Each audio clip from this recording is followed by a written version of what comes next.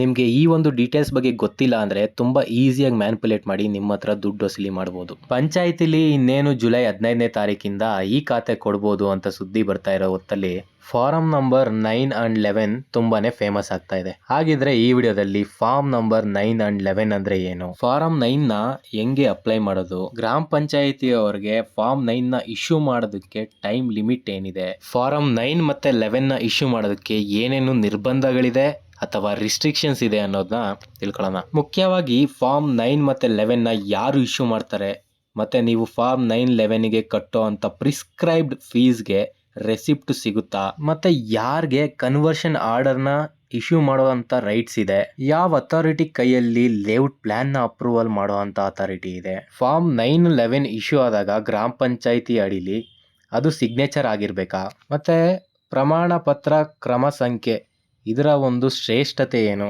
Last but not least genuinity of 9-11 ಅಂದರೆ 9-11 ನಿಮಗೆ ಕೊಟ್ಟಿರೋ ಅಂಥದ್ದು ಅದು ಜೆನ್ಯೂನಾ ಅಂತ ಹೆಂಗೆ ಚೆಕ್ ಮಾಡಬೇಕು ಅನ್ನೋ ಎಲ್ಲ ಡೀಟೇಲ್ಸ್ನು ಈ ವಿಡಿಯೋದಲ್ಲಿ ತಿಳ್ಕೊಳ್ಳೋಣ. ಹಾಗಾಗಿ ನೀವು ಒಂದು ಸೆಕೆಂಡು ಕೂಡ ಸ್ಕಿಪ್ ಮಾಡ್ದಂಗೆ ಈ ವಿಡಿಯೋ ಕಂಪ್ಲೀಟಾಗಿ ನೋಡಿ, ಯಾಕೆ ಅಂದರೆ ನಿಮಗೆ ಖಾತೆ ಬಿಟ್ಟಾಗ ಯಾವುದೇ ಪ್ರಾಬ್ಲಮ್ಮು ಆಗಲ್ಲ. ಇದೆಲ್ಲ ಎಂತಕ್ಕೆ ಇಂಪಾರ್ಟೆಂಟ್ ಆಗೋದಕ್ಕೆ ಅಂತ ನನ್ನ ಒಂದು ಪರ್ಸ್ನಲ್ ಎಕ್ಸ್ಪೀರಿಯನ್ಸ್ ಶೇರ್ ಮಾಡ್ಕೊಳ್ತೀನಿ.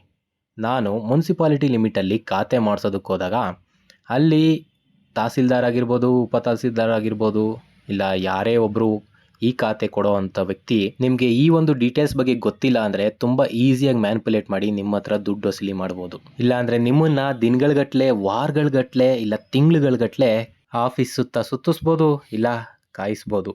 ಹಾಗಾಗಿ ಜಾಗ್ರತೆಯಾಗಿ ಎಲ್ಲ ಒಂದು ಡೀಟೇಲ್ಸ್ನು ಸ್ಕಿಪ್ ಮಾಡ್ದಂಗೆ ನೋಡ್ತೀರಾ ಅಂದ್ಕೊಳ್ತಾ ಇದ್ದೀನಿ.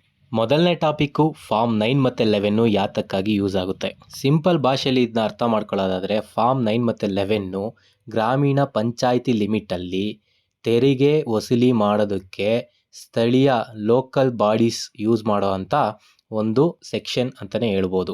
ಗ್ರಾಮ ಪಂಚಾಯಿತಿ ಸ್ಥಳೀಯ ನಾಗರಿಕ ಸಂಸ್ಥೆಗಳಿಗೆ ಕರ್ನಾಟಕ ಪಂಚಾಯತ್ ರಾಜ್ ಕಾಯ್ದೆ 1993ರ ಸೆಕ್ಷನ್ 199ರ ಪ್ರಕಾರ ಆಸ್ತಿ ತೆರಿಗೆ ಸಂಗ್ರಹಿಸಲು ಅಧಿಕಾರ ಹೊಂದಿವೆ. ಕಂದಾಯ ಇಲಾಖೆ 2013ರಲ್ಲಿ ತಿದ್ದುಪಡಿ ಮಾಡಲಾದ ತನ್ನ ಸುತ್ತೋಲೆ ಸಂಖ್ಯೆ RD 344 ಇದಾಗಿತ್ತು. ಫಾರ್ಮ್ 9 ಮತ್ತು 11 ಯಾವ ಸೆಕ್ಷನ್ ಅಡಿಲಿ ತಿದ್ದುಪಡಿಯಾಗಿ ಮತ್ತೆ ಯಾವ ವರ್ಷದಲ್ಲಿ ಯಾವ RD ನಂಬರ್ ಜೊತೆ ತಿದ್ದುಪಡಿಯಾಗಿತ್ತು ಅಂತ. 9-11 ಅಂದರೆ ನಿಮಗೆ ಸಿಂಪಲ್ ಆಗಿ ಹೇಳಬೇಕು ಅಂದರೆ ಟ್ಯಾಕ್ಸ್ ವಸೂಲಿ ಮಾಡೋದಕ್ಕೆ ಅಂತ ಇರೋ ಒಂದು ಟೂಲ್ಸು. ಸೆಕ್ಷನ್ 199ರ ಅಡಿಯಲ್ಲಿ 1993ರಲ್ಲಿ ತಿದ್ದುಪಡಿ ಮಾಡಿದ್ರಿದ್ದ.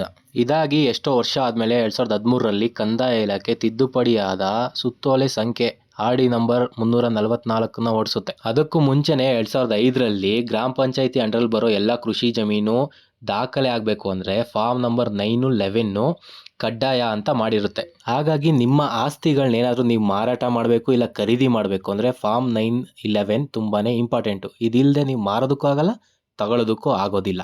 ಇದಾಗಿತ್ತು ಫಾರ್ಮ್ 9 ಮತ್ತು 11ನ ಡೀಟೇಲ್ಡ್ ವಿಡಿಯೋ. ಅದ್ರ ಬಗ್ಗೆ ಇನ್ನೆಲ್ಲೂ ನೀವು ಯಾವ ವಿಡಿಯೋನೂ ನೋಡಬೇಕಾಗಿಲ್ಲ, ಇದೊಂದು ವಿಡಿಯೋ ನೋಡಿದ್ರೆ ಸಾಕು.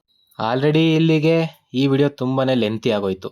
ನಾನು ಇನ್ನೂ ಹೇಳಿದಂಥ ಡೀಟೇಲ್ಸ್ ಮತ್ತು ಒಂದೆರಡು ಟಾಪಿಕ್ಸ್ನ ನೆಕ್ಸ್ಟ್ ವಿಡಿಯೋದಲ್ಲಿ ಮಾಡೋಣ ಅಂತ ಇದ್ದೀನಿ. ಯಾಕೆಂದರೆ ನೀವು 1 ನಿಮಿಷ 2 ನಿಮಿಷ ಆದಮೇಲೆ ವೀಡಿಯೋನ ನೋಡ್ತಾನೆ ಇಲ್ಲ, ಆಲ್ರೆಡಿ ಸ್ಕಿಪ್ ಮಾಡ್ತಾ ಇದ್ದೀರಾ. ಹಾಗಾಗಿ ಈ ವಿಡಿಯೋನ ಇಲ್ಲಿಗೆ ರ್ಯಾಪ್ ಅಪ್ ಮಾಡ್ತಾ ಇದ್ದೀನಿ. ನಿಮ್ಗೇನಾದರೂ ಆ ಟಾಪಿಕ್ ಮೇಲೆ ವಿಡಿಯೋ ಬೇಕು ಅಂದರೆ ಕಮೆಂಟ್ ಮಾಡಿ ತಿಳಿಸಿ, ಆಗ ಮಾತ್ರ ಆ ವಿಡಿಯೋ ಮಾಡ್ತೀನಿ. ನಿಮ್ಮ ಕಮೆಂಟ್ವರೆಗೂ ಕಾಯ್ತಾ ಈ ವಿಡಿಯೋದಲ್ಲಿ ಇಷ್ಟೇ. Thank you, bye.